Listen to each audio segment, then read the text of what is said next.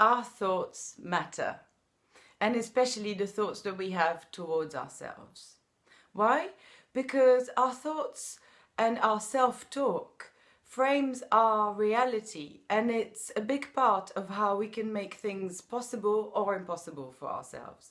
And there's a way that you can make your self-talk work for you. Athletes use it, business people, CEOs, and big manifestors use their self-talk to manifest their goals. So by the end of this video, I want you to be able to recognize your self-talk, change it to whatever will make things possible for you, and make it work to your advantage. Hi, I'm Esther, quantum healing hypnosis practitioner. My mission is to help people take their power back and become the beautiful creators of their own reality. If you like this video, don't forget to comment, like, share it with your friends, and don't forget to subscribe so I can create more awesome content for you. And now let's dive in to our self-talk and how we can make it work for us.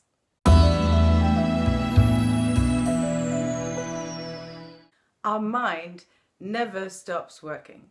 Whether we're asleep or awake, the wheel keeps turning. And our mind works like a movie with images and with words. And when we start to pay attention to our thoughts, we realize that there's a sort of inner conversation going on, our self-talk. And our self-talk never stops either. It's always commenting about ourselves, about our situations, about the world around us. It never stops. And depending on what mood we're in, if we're in a good mood, we can think about ourselves in a more positive way. And if we're in a bad mood, we can think about ourselves in a more negative way. And sometimes we can really be very harsh with ourselves. Like we say to ourselves, oh, you're stupid, or you're fat, or you're not good enough, or you're not doing this well enough. And these are things that we would never say to a friend. So we can be really, really harsh on ourselves, and there's no need to be. And what we don't realize, this is reinforcing what we think of ourselves. That's why it's so important to think about and to allow ourselves to be the observer of our thoughts and to be the observer of what is going on inside. Joe Dispenza says that from day to day, our thoughts are basically the same as yesterday and the same as the day before, because this is a natural tendency that we have to just repeat the things that we know, to stay in the comfort zone. And these repeated thoughts become this program that we create for ourselves. So, for example, as a child, we start developing this way of thinking, and if we're not loved enough or if we're not encouraged enough, this might lead us to have a self-talk that is quite destructive. We might think we're not lovable, we might think we're not enough, we might think that we can't do things right. And this can affect our confidence, this can affect our self-esteem. Whereas if as a child we're brought up in a loving environment, in an environment that encourages us to take risks, an environment that encourages us to understand the potential that we might have more constructive thoughts about ourselves and more positive thoughts about ourselves. This program that we start developing from very early on is something that will stay with us and something that will determine our reality and the way we see ourselves in this reality.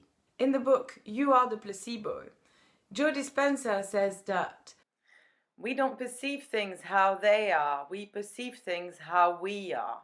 And this is very interesting because it really implies that the way we are programmed will determine the way we see life and the way we create life. So we can see the direct relationship between our thoughts and the way we create our reality. The good news is, though, that not only does the brain shape us, but we can shape our brain. We can rewire our brain. We have the ability to change the program that we're running on. So how do we do this? Do we change the program that we run on? Well, the first thing is to observe our thoughts, to really listen to what we are telling ourselves. So maybe take a minute to think, well, what did I say to myself today? What was my running program today? And how can I improve this? When we look at our thoughts and we observe them, we can decide which ones are relevant and which ones are not. And we have this ability, this power to choose for ourselves.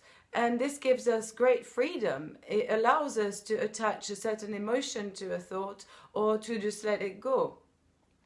And when we can be the observer of our thoughts, this allows us to live more consciously, more in the moment, and it allows us to really be able to not react impulsively to a situation, but to be able to respond to it in a more conscious way. Secondly, we have to understand that where we place our attention is where we place our energy. And where we place our energy will determine the feeling and the vibration of that state of being. And so if we are vibrating at a certain level, then we will attract all the things, people, opportunities, situations that vibrate at that level. We will become a vibrational match to these things. And so whether it's good or bad, this is the very basic principle of the law of attraction.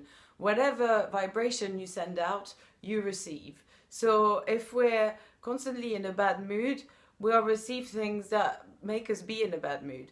If we're sending out positive vibrations, that's what we'll get back in return.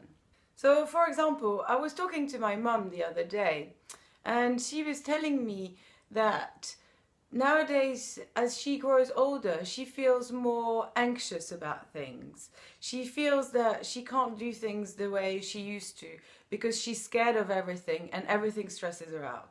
So she doesn't drive anymore, she doesn't want to travel on her own, and she feels like she's losing her independence. And this, in turn, worries her even more. So it's like a vicious circle. And this is the program that she's running on, always thinking of the worst eventuality and the worst thing possible that could happen. And this stops her living, and it stops her seeing the people that she loves. It stops her doing many things in life. And it's a real shame. It doesn't have to be like this because she's still very capable. But this is the program that she's been running for so long, and this is what she's used to. And this program that we run in our heads is always looking for confirmation outside. So it will look for clues for wherever it can find them. So she was telling me that my brother invited her to go and visit her where he lives on the seaside, and it's very beautiful and she would really enjoy it. But she was saying to me, yeah, but your brother, he lives on the other side of France, and I would have to take the train, and then I would have to change in Paris, and I'm gonna miss the train, I'm not gonna be able to carry my luggage, it's gonna hurt my back, I'm probably gonna get lost in Paris because I'm not used to traveling anymore, and all these things. And she was making a journey totally impossible before she even started. So I said, well, okay, Mum, I understand. So now you've created the worst possible outcome, and of course you don't want to go anymore because it seems like too much trouble. And I understand, but actually when you really think about it, is that realistic? I mean, that's a lot of drama, and actually you're totally capable of traveling. So what if you miss the train? Well, there'll be another one, or if you have to spend the night in Paris, you can always get a hotel. Or if you find that your luggage is too heavy, you can ask people to help you. If you can't find the platform for your next train, then you can ask people to help you. I mean, there's plenty of people in Paris to ask for directions, right? So I was like, well, okay, now you've thought of the worst thing possible, and in a way it prepares you for the worst possible, but it's not really realistic. So maybe try and imagine, to balance this out a little bit, maybe try and imagine the best journey possible. Like you get on the train, you're reading your favorite book, you're having a really nice journey. People help you with your luggage. When you don't know how to find the platform, people take you there, and then you're on your next train, you can sit comfortably, enjoy your coffee, and then my brother will be at the other end to come and get you, and then you can have a nice week together. If the worst is possible, so is the best, right? And these are just possibilities. So really what might really happen is probably somewhere in between. And there's nothing terrible, it's nothing that is impossible, right?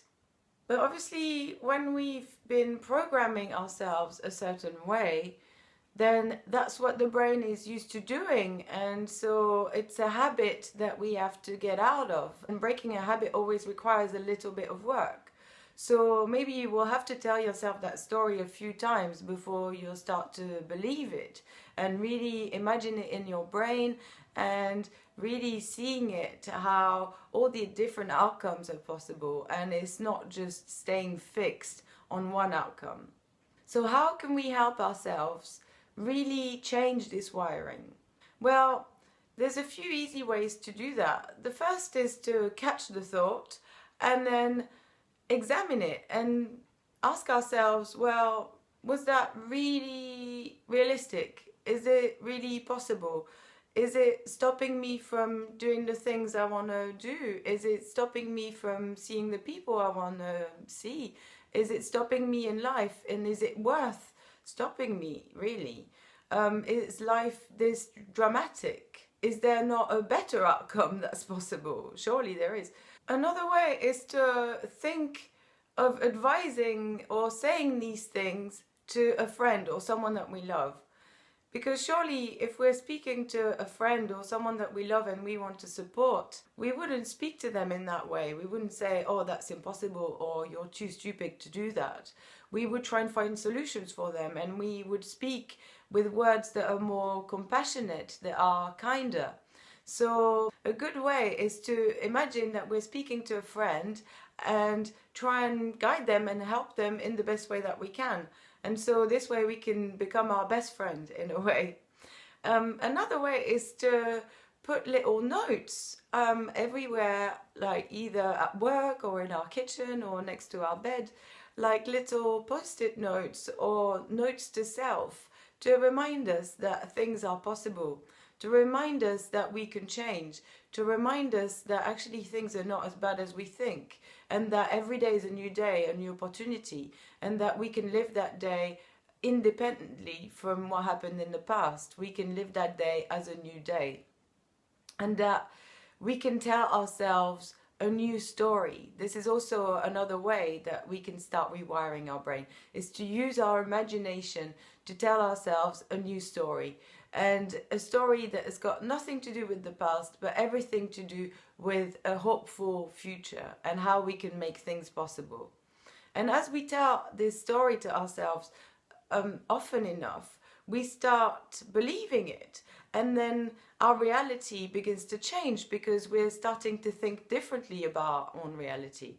And so consequently, things around us and things inside us will start to change. And this is why thoughts and our self-talk matters so much, because we can turn the impossible into possible.